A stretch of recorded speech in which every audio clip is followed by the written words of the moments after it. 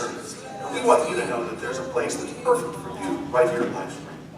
One of the best ways that you can get connected with us is to fill out a guest card that you'll find in a seat cover somewhere near you. Take that card out at any time during the worship experience. Fill out as much information on the back as you feel comfortable sharing with us. At the end of the service, take that card and place it in the VIP table here in the back. And that's it. You'll get a welcome email from me. Pastor Dave will connect with you as well. Once again, thank you so much for being here. Now, we have Alex as our announcements. Thanks, Tony. One thing we truly value at Lifespring is family. Whether today is your first time at Lifespring or has been your church for many years, the very best way to get connected with our family and start meeting others is through Wednesday nights at 6:30. There's so much more than quick chats and handshakes at our church. Families that we can develop real lasting friendships and go beyond something new. Each Wednesday night, right here at Lifespring, there's something for every age, including nursery for babies and toddlers, Pioneer Club for ages 4 to 5th grade, Youth Group for ages 6th to 12th grade, and Adult Small Group Bible Study. All right here at the church. You follow the school calendar, and if you need any more information, contact us. Sunday, December 24th, we will have an annual Christmas Eve service at 6 p.m. This year is focused on the greatest gifts, and we continue the Best Christmas Ever series. Make it a part of our Christmas tradition. Experience an hour full of music, a story for your kids, candlelight, a brief message, and of course, a photo booth with Olaf. Also, don't forget, this will be our one and only service that Sunday. Thanks, Alex. Hey, there are so many things going on here at Lifespring, and you don't want to miss out on any of them. The best way to stay connected is to visit our website at lifespringsc.org, or you can connect with us on our Facebook page as well. At this time, go ahead and shake a hand or hug a hand and just say hey to those around. How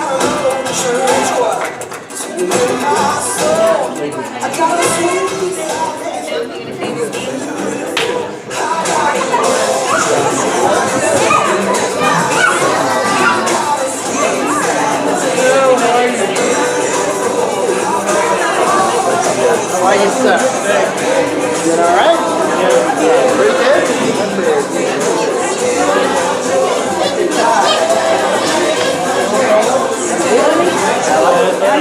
I liked it. I was entertained.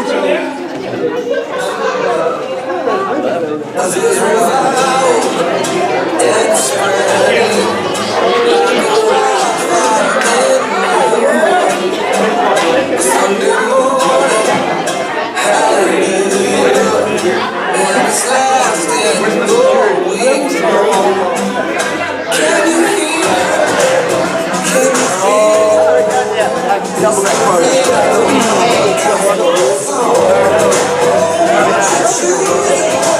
You're confusing me on this side of the screen, also you over here.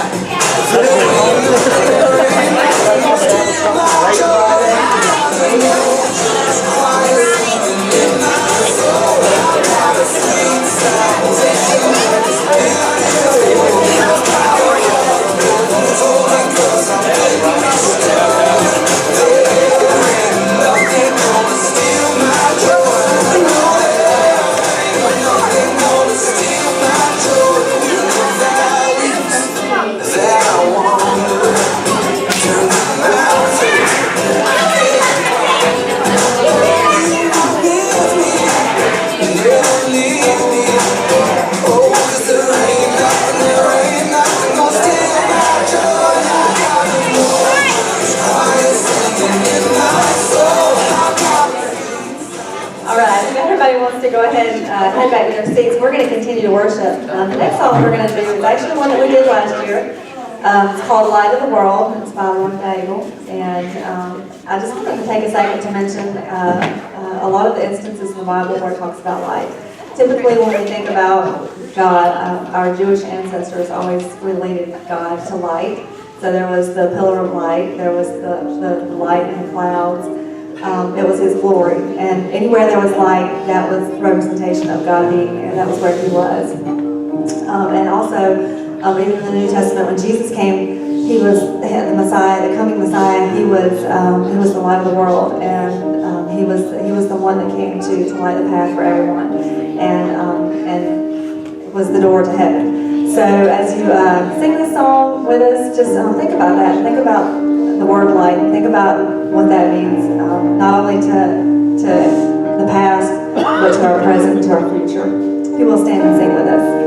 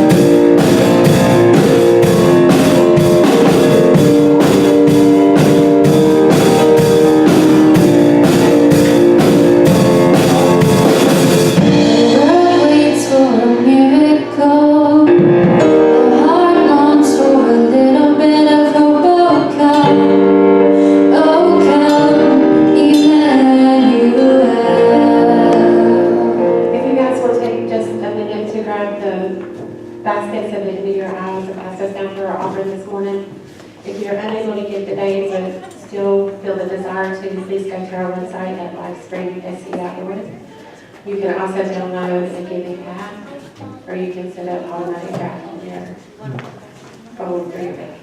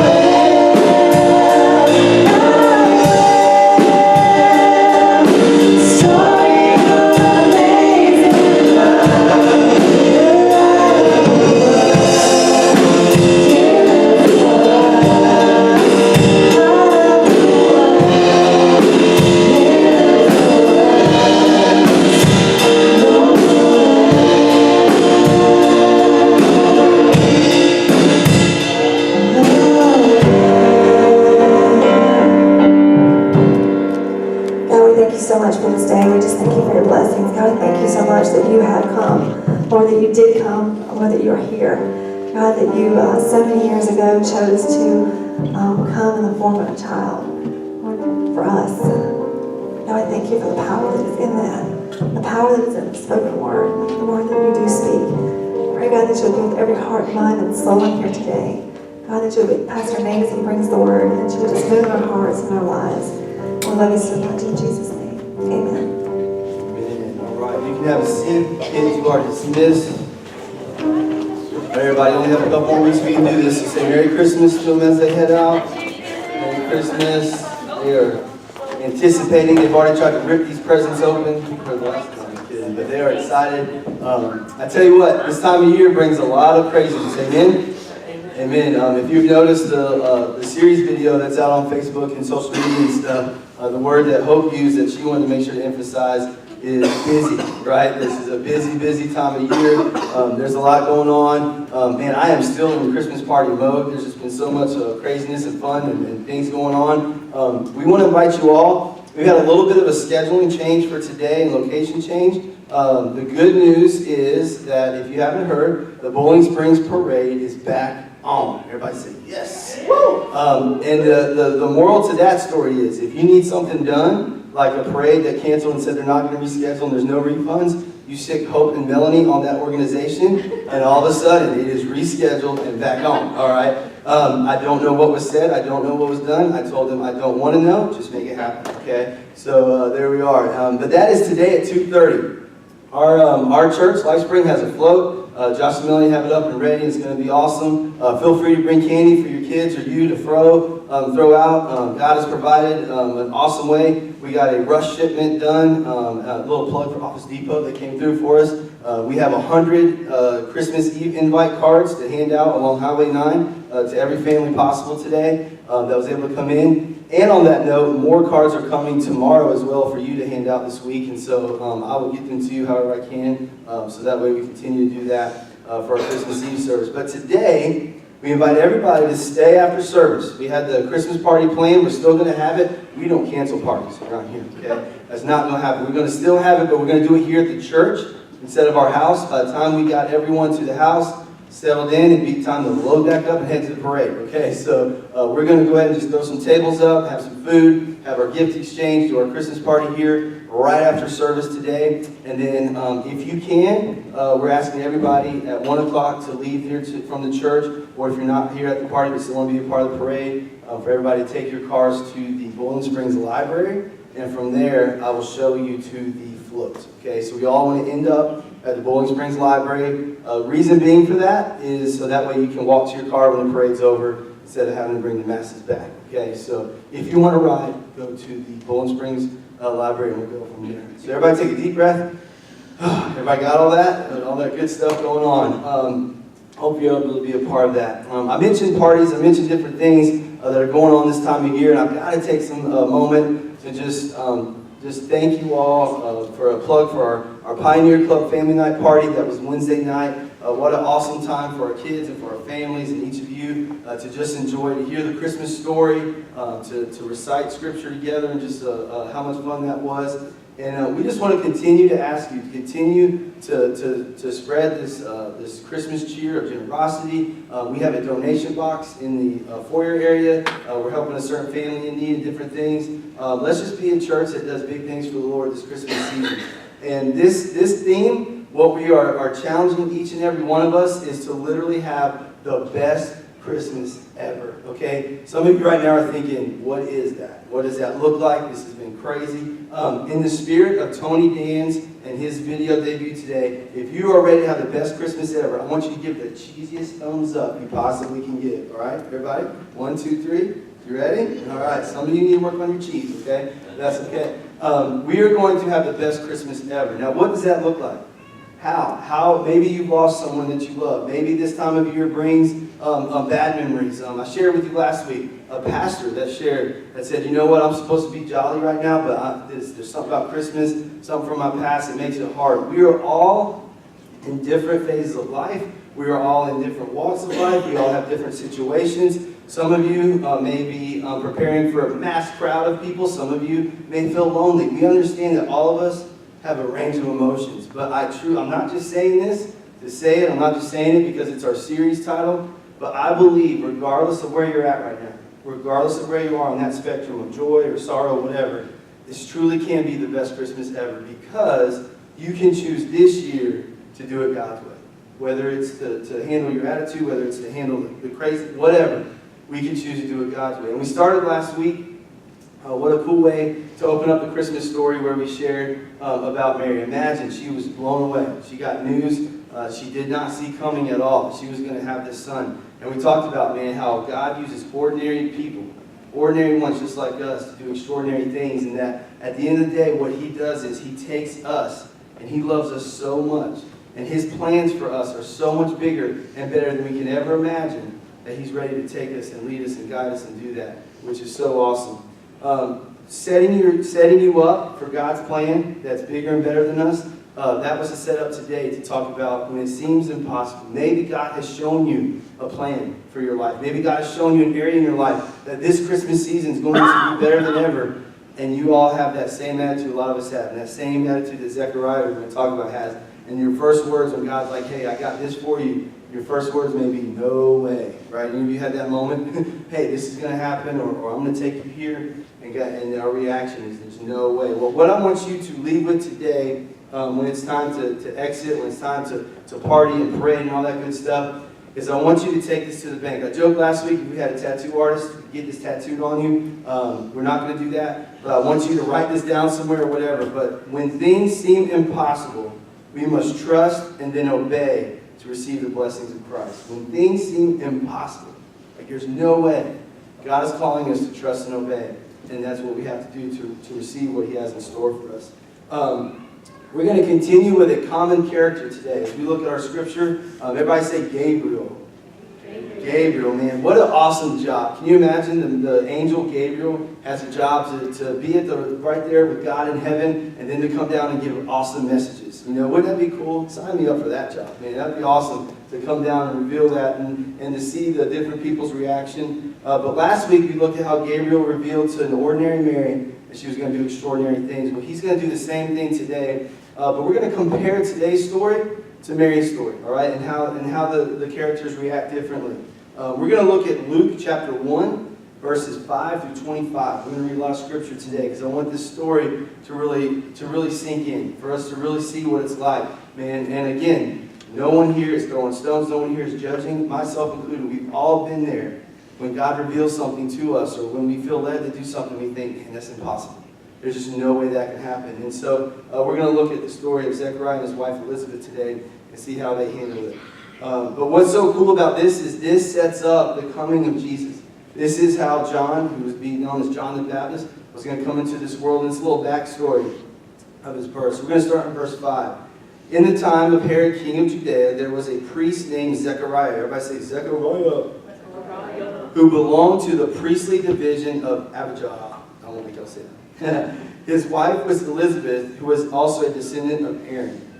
Both of them were righteous in the sight of God, observing all the Lord's commands and decrees blamelessly. Man, they were solid. They were solid in their faith. They believed in the Lord.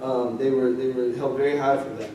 But they were childless because Elizabeth was not able to conceive, and they were both very old. So they got to a point where they're up there in age. They haven't been able to have a child their entire lives.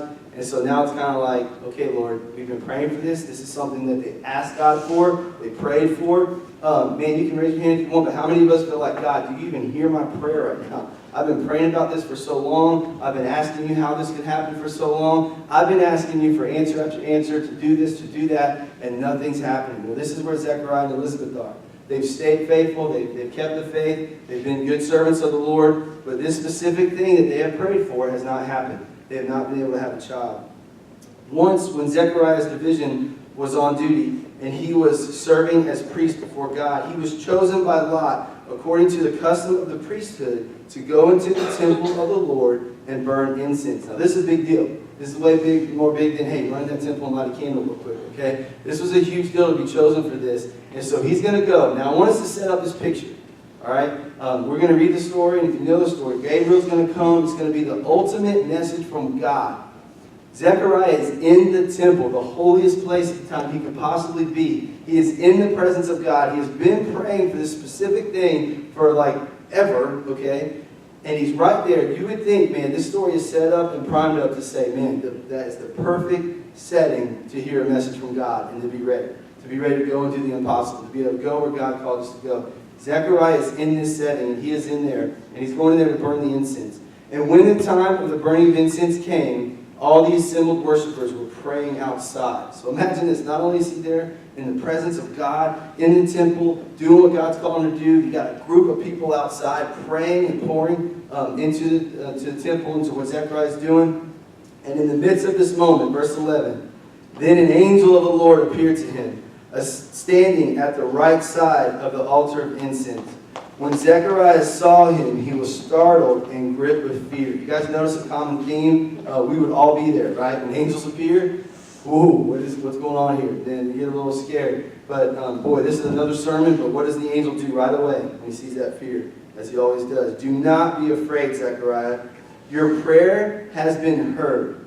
Your wife Elizabeth will bear you a son, and you are to call him John. Now this is going to come into play huge later on. But we're going to talk about a circle of pattern that we need to live in our lives. And a part of that circle that you're going to see later is there's got to be a pattern of obedience. We've got to be willing to obey. So here's the thing.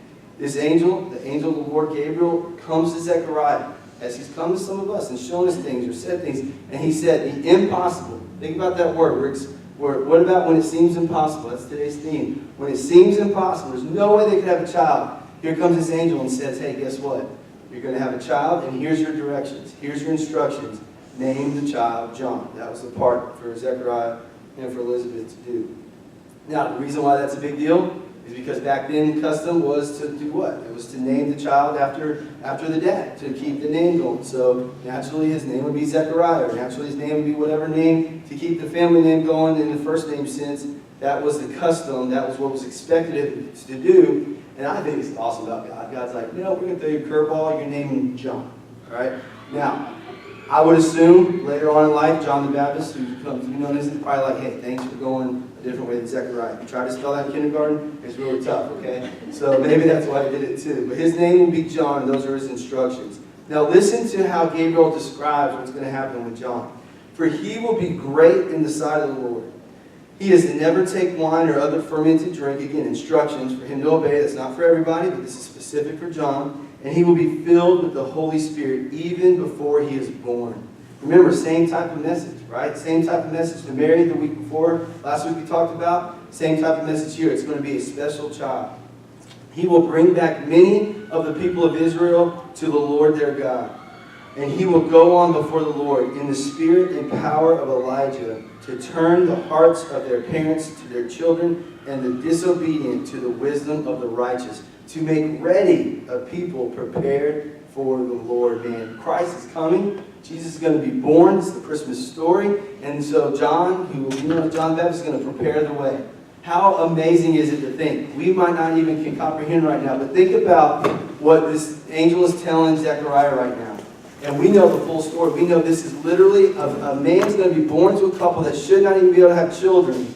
And he's going to actually baptize Jesus.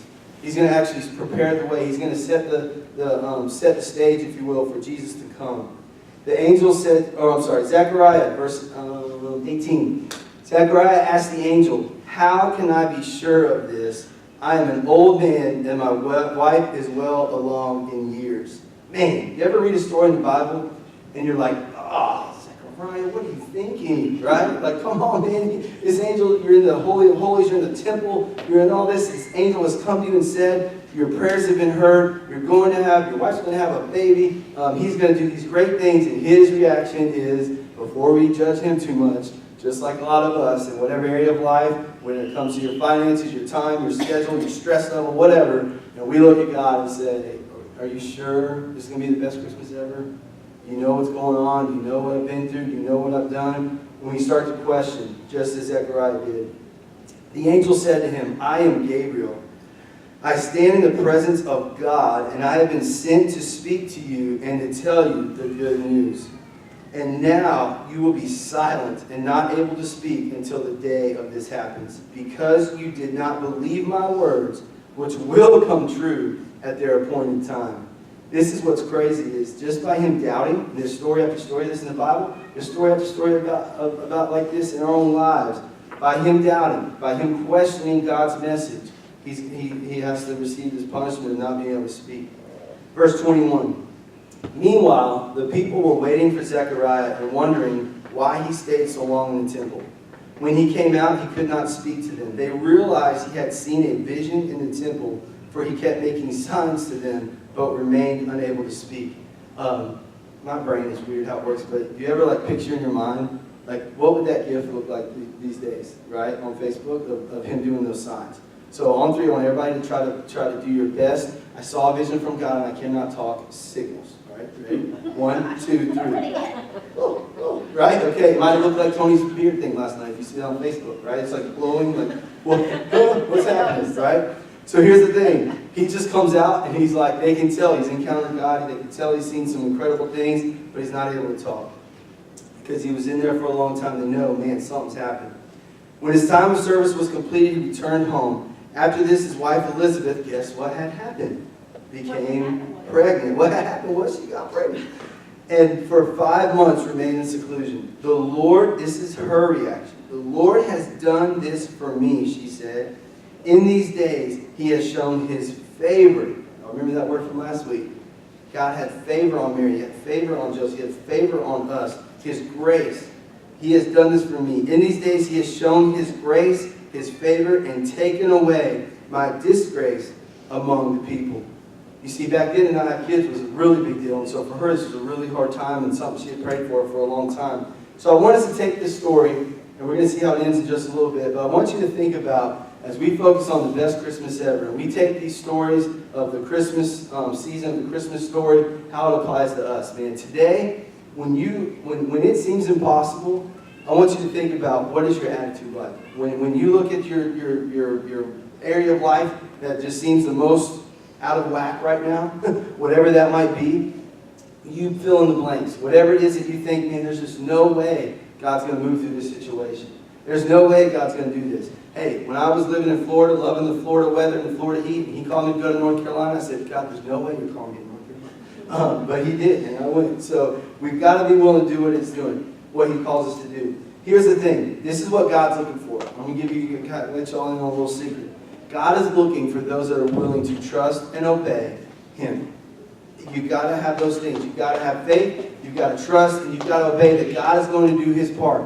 Now, we've talked about this a lot before, but it's very hard when we have our own agendas, we have our own things, and a lot of times, and I think about this, if you're in a place of life right now where you've lost hope, that is a very tough time for God to come in and say he's going to do extraordinary things, for us to truly believe that. Because maybe you've been wanting that to happen for a long time. Maybe you've been thinking, God, you haven't heard me for a long time, and you've lost all hope. And then God comes in and says, I've heard your prayer.